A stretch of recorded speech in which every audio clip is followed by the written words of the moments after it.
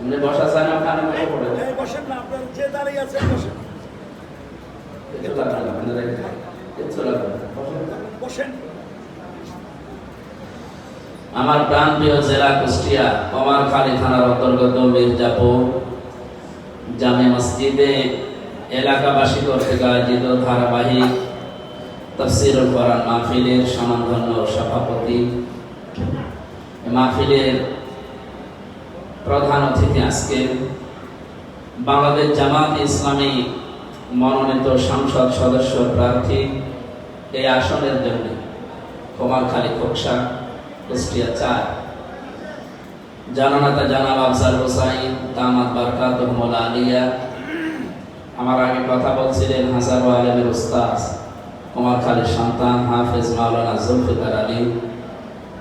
আরো মনে হয় অনেকে আলেমরা কথা বলেছেন, আমি জানি না অনেকে।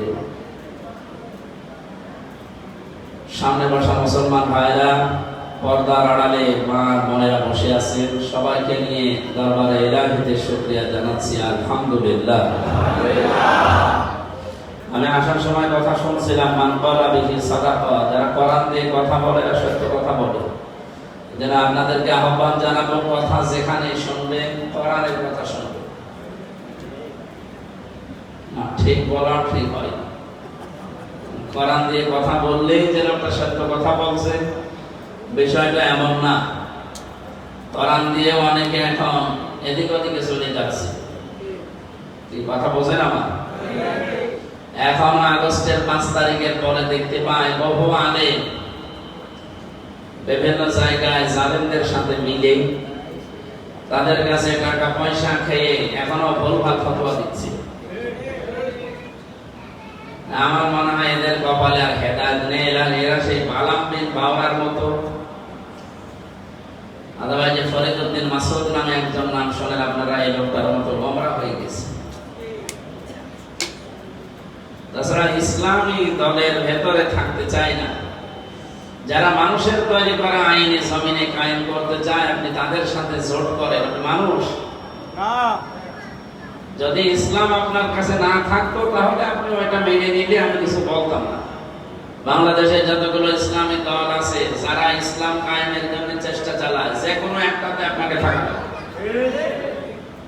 আপনার যদি এই দেশে বাংলাদেশ জামাত ইসলামী ভালো না লাগে, ইসলামী আন্দোলন আছে আপনি সেখানে যান। ওটাও ভালো না লাগলে খেলাফত মজলিস আছে সেখানে যান। এরকম যতগুলো ইসলাম কায়েম করার কথা বলে যারা বলে না যে আমার বাবার আইন আমার স্বামীর আইন আমরা তৈরি করতে চাই, কায়েম করতে চাই, যারা বলে আল্লাহর আইন কায়েম করতে চায়, আপনি সেখানে যান।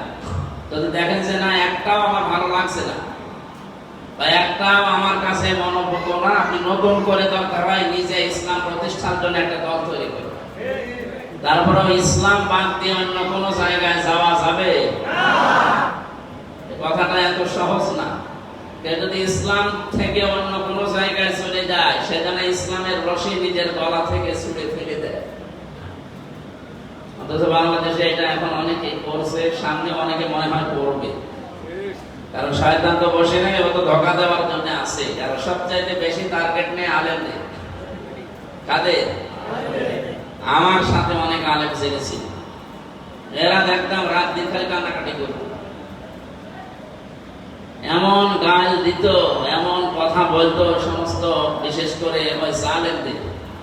কিন্তু সেই জালেমের পুনরাবৃত্তি এখন যারা করছে, এখন আপনি আবার তাদের সাথে যোগ দিতে পারেন, এটা তো আশ্চর্য লাগে। আমরা তো যারা বিদায় নিয়েছে তাদের বিরোধী ছিলাম না, তাদের কাজের বিরোধী ছিলাম। কারণ তারা আলেম ওলামাকে শত্রু বানিয়েছিল, তারা ইসলামকে শত্রু বানিয়েছিল, এই জন্য আমরা তাদের দেখতে পাতাম না। বলেন না কেন? আপনিও আমার শত্রু না, আপনি আলেম ওলামাকে দেখতে পারেন না, আপনি ইসলামকে সহ্য করতে পারছেন না।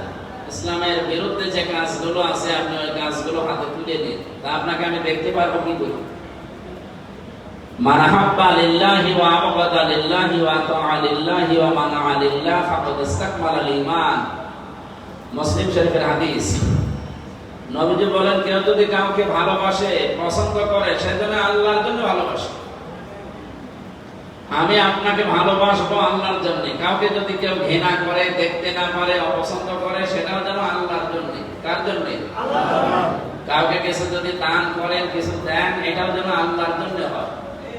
কাউকে আপনি কিছু দেবেন না, বিরত থাকবেন, আরো নিষেধ করবেন, এটাও যেন আল্লাহর জন্য হয়। নবীজি বলেন এই চারটা কথা শুনতে যত সহজ মনে হচ্ছে, মেনে নেওয়া এত সহজ না। যদি এই চারটা কথা মানুষ মেনে নিতে পারে, ফাকাদ ইসতাকমালাল ঈমান, সে যেন তার ঈমানকে পরিপূর্ণ করে নিবে। সুবহানাল্লাহ বলতে পারেন না? পরিপূর্ণ ঈমানদারের গুণাগুণ লক্ষণ এইগুলো। অথচ আজ আমরা ভালোবাসছি অনেককে আল্লাহর জন্য না, দুনিয়ার জন্য। কাউকে ঘৃণা করি আল্লাহর জন্য না, শুধু ব্যক্তি স্বার্থে আর দলীয় স্বার্থে। আর বাকিটা বললাম না। আমার কথা বোঝা যায়? বলেন বলেন। আপনি যতই পারলে মাথায় দিয়ে নামাজ পড়েন, আপনি যতই বুখারী শরীফ খতম করেন না, আপনার ঈমানই তো পরিপূর্ণ হয়নি। এই জন্য নবীজিকে আল্লাহ জানিয়েছেন, আপনি বলেন কুল ইন্না সালাতি ওয়া নুসুকি ওয়া মাহইয়ায়া ওয়া মামাতি লিল্লাহি রাব্বিল আলামিন। আমার নামাজ, আমার কুরবানি, আমার বেঁচে থাকা, আমার মরে যাওয়া, আমার নিজের বলতে আর কিচ্ছু নেই, সব আমি আল্লাহকে দিয়ে দিয়েছি। এই কথা যখন মানুষ বলতে পারে মন থেকে, ওর নিজের বলে আর কিছু কথা থাকা কিচ্ছু নেই। আমি নিজেই তো আর নিজে নেই, কারণ আমি বিক্রি হয়ে গেছি। আমি একজনের কাছে বিক্রি হয়েছি, তিনি বিনিময়ে আমাকে একটা মূল্য দেবে, তার নাম জান্নাত। ইন্নাল্লাহা আশতারা মিনাল মুমিনিনা আনফুসাহুম ওয়া আমওয়ালাহুম বিআন্না লাহুমুল জান্নাহ। অবশ্যই আমি আল্লাহ নিজে কিনে নিয়েছি মুমিনদের জান আর মাল, বিনিময়ে মূল্য হিসাবে জান্নাত দিয়ে দিয়েছি। তাহলে বলেন তো জান্নাতের মালিক কে? আল্লাহ। জান্নাতের মালিক আমি, যদি আমি মুমিন হতে পারি। কারণ আল্লাহ তো বিক্রি করে দিয়েছে এই মূল্য দিয়ে। তো আমার কাছে কিনতে চাই আল্লাহ জান আর মাল। তাহলে জান মালের মালিক এখন কে? আল্লাহ। বলেন আল্লাহ। এই কথা স্বীকার করার পরও আপনার মনে আবার দুনিয়ায় চলতে ফিরতে আবার কিছু আসবে সামনে, আপনি মন মতো দিয়ে দেবেন আপনার জীবনকে, আপনার মালকে, আপনার সময়কে না।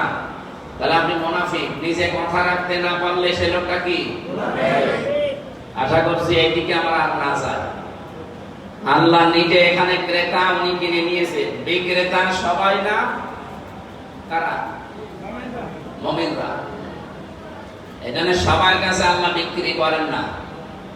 আপনি যদি আল্লাহর কাছে জান্নাত কিনতে চান, জান্নাত আপনারও আছে, কাফেরেরও আছে, মুনাফিকেরও আছে। আল্লাহ কাফের মুনাফিকেরটা কিনতে চান না, কিনবেনও না। আল্লাহ কিনতে চায় কাদেরটা? আরো জোরে বলেন। আমি এই 10 দিন সফরে ছিলাম বাইরের দেশগুলোতে। মাঝে মাঝে আমার মনে হয় আল্লাহ আমাদেরকে যে মুমিন বানিয়েছে, অন্তত মুসলমানের ঘরে জন্ম দিয়েছে, এটা সেজদায় পড়ে থাকার কথা। ওই মানুষগুলো তো মানুষ, এই যে চায়না, মালয়েশিয়া, ইন্দোনেশিয়া, থাইল্যান্ডে, সিঙ্গাপুর